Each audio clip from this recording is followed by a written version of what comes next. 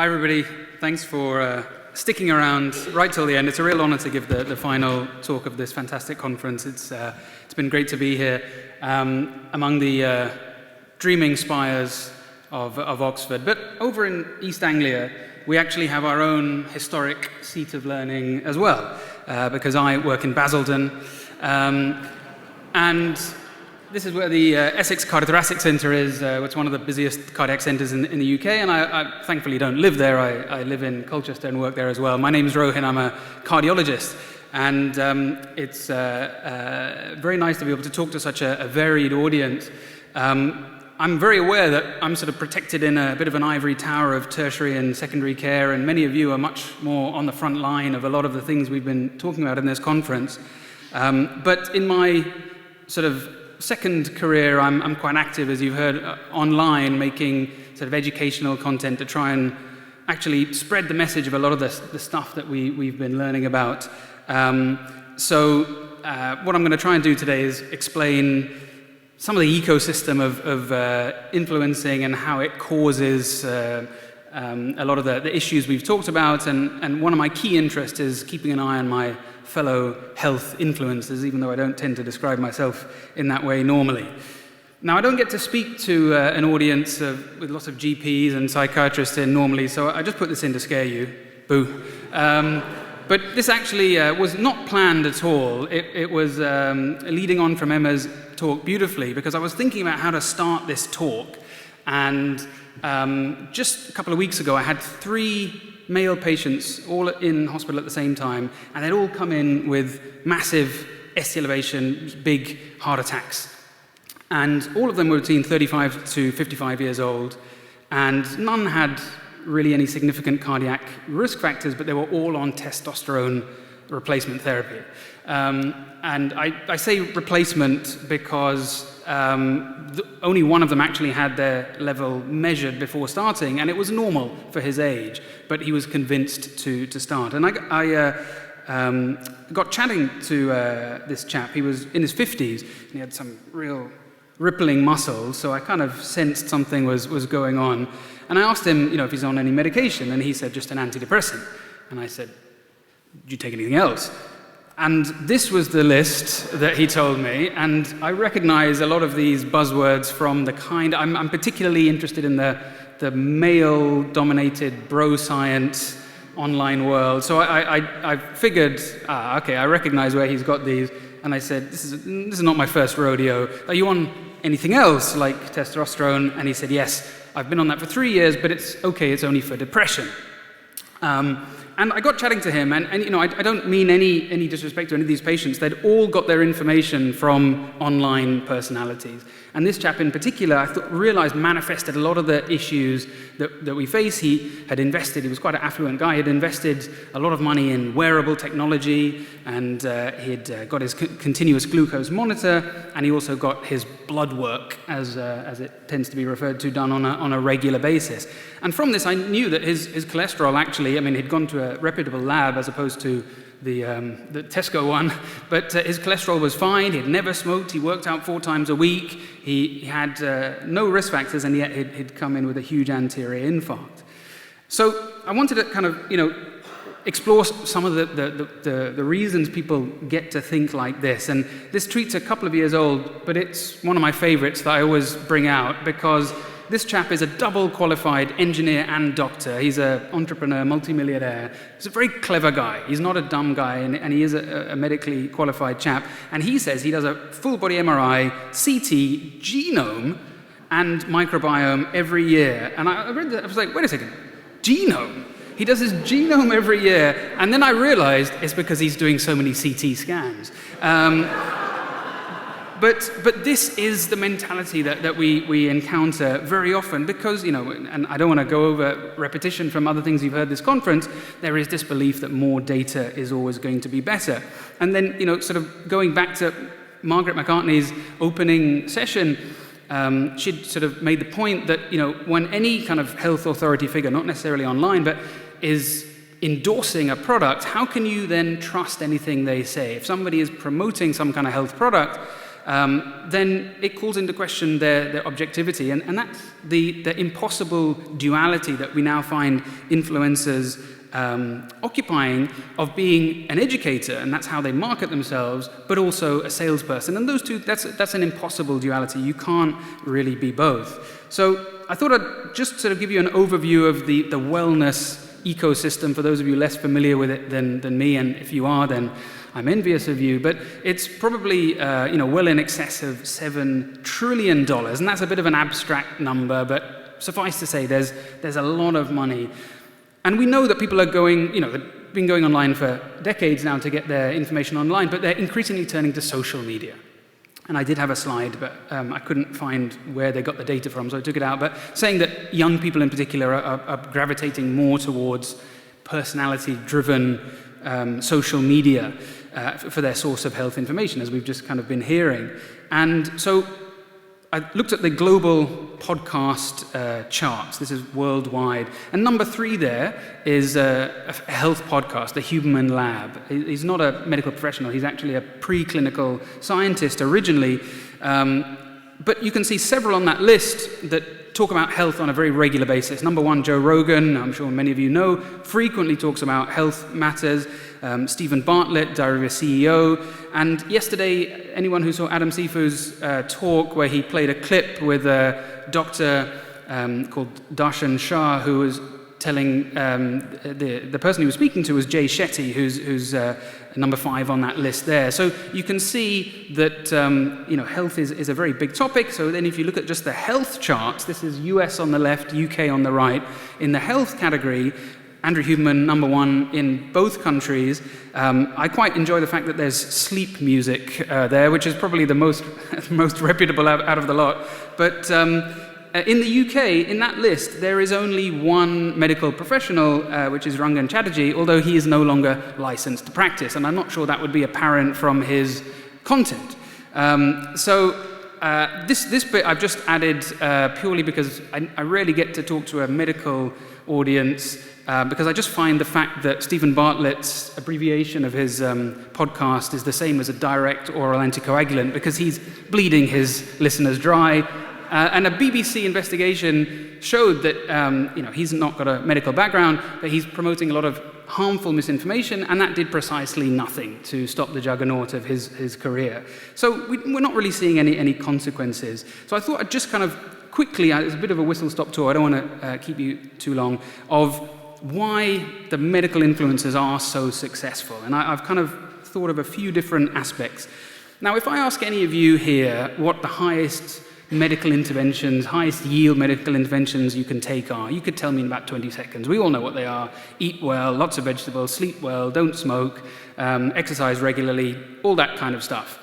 But these people set themselves up to produce. Andrew Huberman produces 3 to 4 hour-long episodes on often a weekly basis. So you've still got 2 hours 59 to fill after you've just said that. So what do you talk about? I mean, there isn't. We all know that there isn't enough to talk about if you're setting yourself up as a health advice kind of channel, but yet they have to fill this time. So you quickly descend into pseudoscience and non-evidence-based medicine, because what else can you say? And the other effect of having the same person speaking to you for hours and hours every week while you're doing the gardening or driving your car is this thing called the parasocial relationship. And I don't know if you've heard this term, but this is the term given to a one-way relationship. It's how, it's not just the internet age. My generation would have thought they were friends with Joey, Chandler, Rachel, Ross, and Phoebe. But now with the internet, you're getting so much time with someone you think they're your friend. And, I'm a minnow compared to all these people, but occasionally people come up to me and talk like we know each other, and I say, oh, sorry, who are you? And, it's just a very weird phenomenon. So, of course, if a friend recommends something to you, it carries a lot more weight. So the parasocial relationship is the key to direct-to-consumer advertising when it comes to influencers, because the companies that approach these influencers, and again, as I said, I'm very small compared to them, but I'll get about 5 to 10 emails a day from these random companies selling some kind of device or testing, because I'm on a list of healthcare creators. And they they don't respect my expertise or anything. They are trying to exploit the trust that these creators have got with their audience, who obviously are interested in health. So then at the other end of the spectrum from the very long podcasts is the fact that video has now been optimized to very short form content, and TikTok and Instagram Reels, YouTube Shorts. And the problem with that is it really oversimplifies everything. It makes everything, it removes all nuance from any kind of topic. It's black and white, and it also rewards more sensationalized content. You've got to grab somebody's attention quickly. And again, if any of you want to set up a podcast tomorrow telling people to eat your greens and go for a run, I don't think anybody's going to listen. But if you tell them that seed oils are causing all their problems, or saturated fat is actually good for you, then you'll start getting the traffic. And we've all heard of this phenomenon when it comes to politics. But again, with health, people quickly drift down this kind of to the fringes based on algorithmic optimization. They chase the clicks. Then, when it is this personality-driven format, you get this aura of expertise, this kind of someone who knows everything.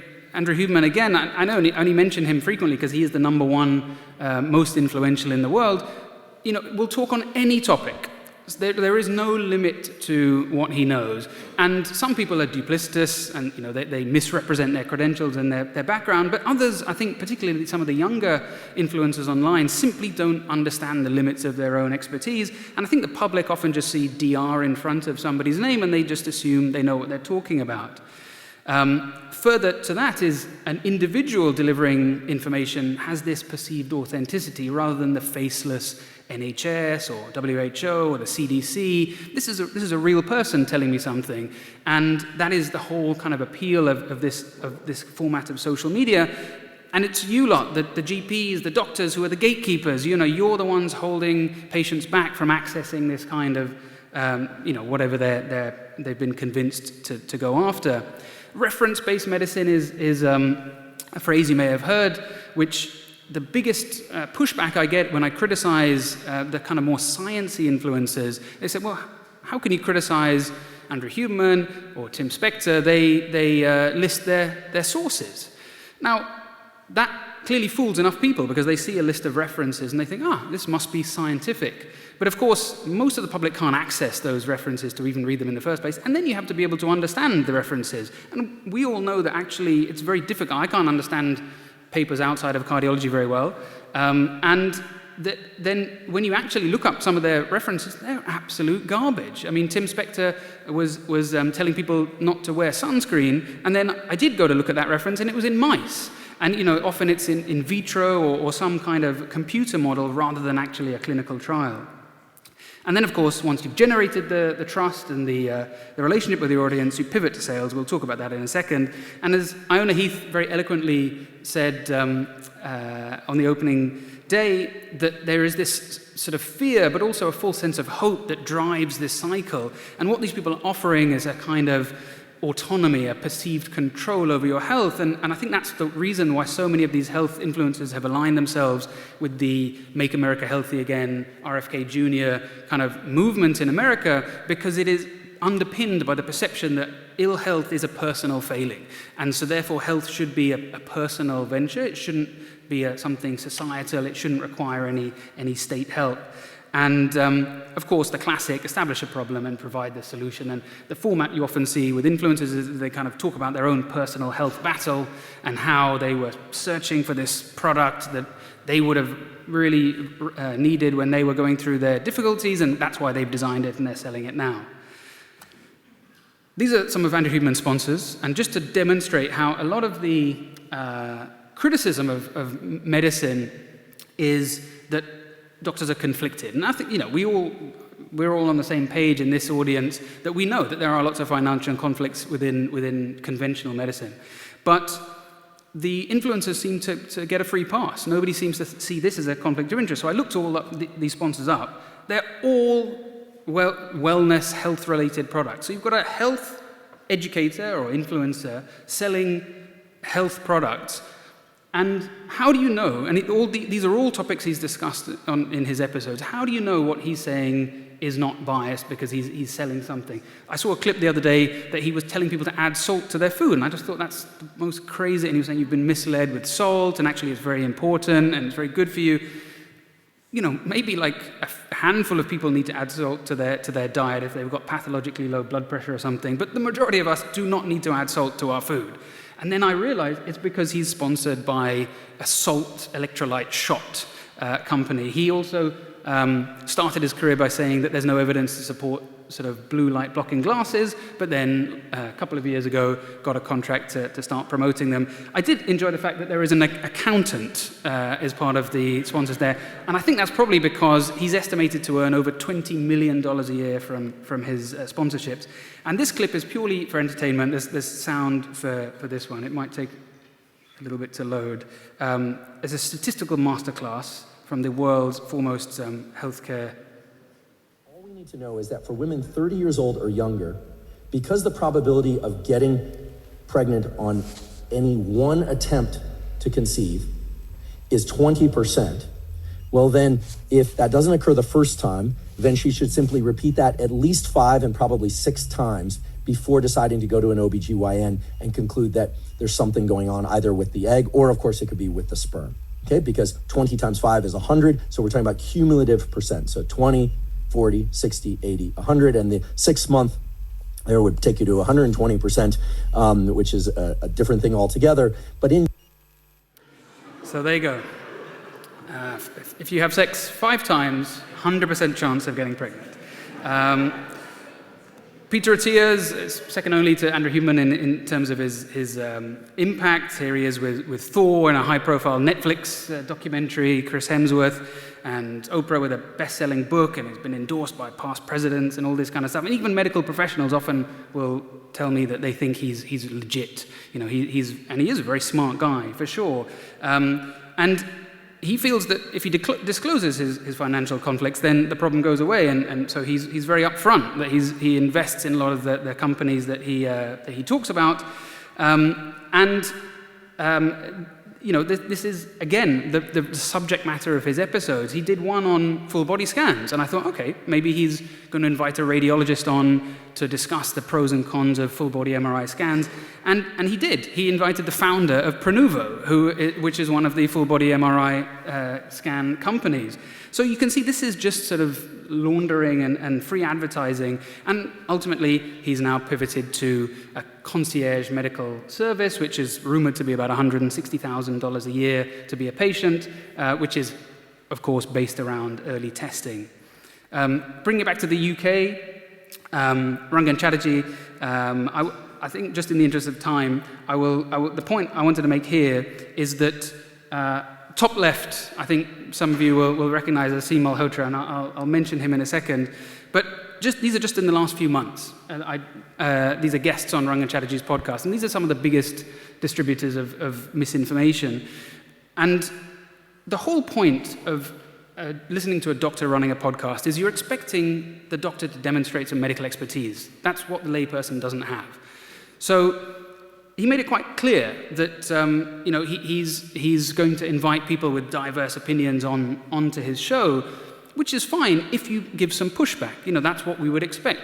But all he tends to do is nod along and say, wow, and then I don't understand why I'm listening to a medical professional if they're not going to provide any expertise or medical training to challenge some of the claims that are made. And that's very much the premise of podcasts. If you're a very tough interviewer, nobody's going to come on your podcast. If you want to grow your podcast, you have to softball every interviewee. I think I was just giving some more examples here of people who started by giving information and then ultimately pivoted to selling a healthcare product. So they develop trust in their audience and then eventually sell something. Finally, I wanted to give a bit of a cautionary tale. I said I'd mention Aseem Malhotra because I think probably most of you have heard of him. He's a fellow cardiologist, so I feel like there's a bit of a culpability from my field here. And I actually, know Aseem.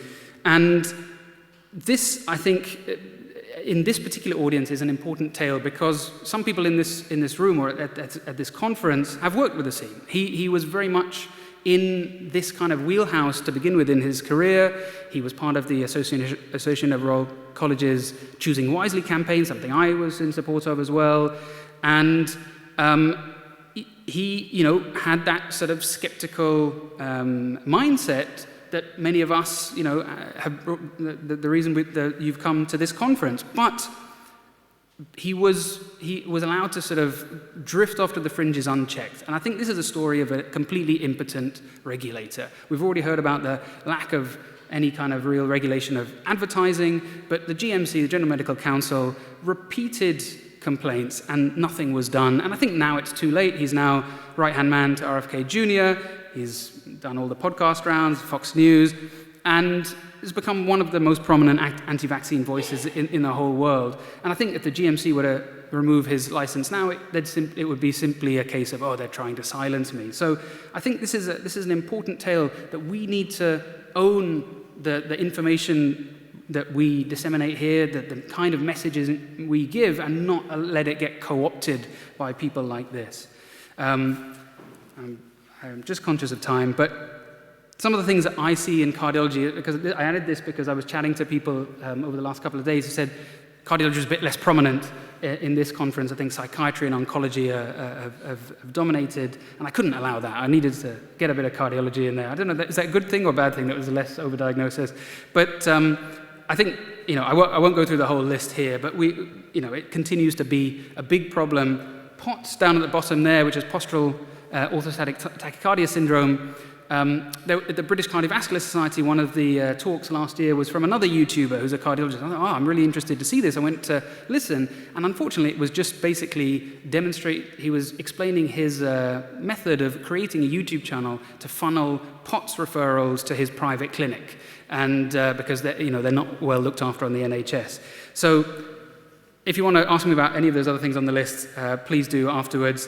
And I just thought I'd add this because the number one match on 2 different search engines, if you look up overdiagnosis in cardiology, the number one hit is still Aseem Malhotra's article. And David Warrener, who's the other author there, is a dear friend of mine, and he's horrified to still have this association years later, but that is still the first hit. So I think some of these we've already touched on, but I think particularly with relation to the last 2 talks, the impact on clinicians is that we have to spend a lot of time interpreting tests that we may not be familiar with. We might have to research a lot of this stuff. It may not be validated, and it's just causing an erosion of trust. So I think it's important for all of us to step into the void, to avoid our messaging getting co-opted. Do I think everybody should be on social media? Absolutely not. But I think we need to be aware of what's being said out there and prevent people like Aseem, people like the podcasters, taking some of these criticisms that we might raise in the work here, sort of the medical establishment, to allow them to disseminate misinformation. This was one of my last ever tweets before I left Twitter, and I feel like I'm among the evidence nerds and the science peasants and the rational voices here, but it is tempting, and maybe this is to the younger members of the crowd, that it is, seductive to go down this path of glamorous influencers and multi-million-dollar deals, but this is going to sound like I'm showing off, and I'm really not including it for that purpose, although I'm a cardiologist, so I already have an inflated sense of ego. But these are all videos inspired by the work that you have done as a group. The top left one there directly cites Gilbert Welsh and Lisa Schwartz's work, and it's got 2.2 million views. People are interested in this stuff. These are all sort of the exact, based on work that all of you do. So my message to you as a jobbing clinician, I'm a failed academic, I'm not like many people here, is please continue what you're doing, because it is so valuable to me as a clinician that I can cite evidence, that I can say to patients, actually people have looked into this, it is doing more harm than good. So I just thought I'd end by saying that I'm deeply grateful to all of you working in this field, and please do continue, don't be put off by this stuff, because people are interested and they do want to know, about this nuanced field. And so all that remains for me to say is use my discount code for 10% off your first month of TRT. Thanks very much.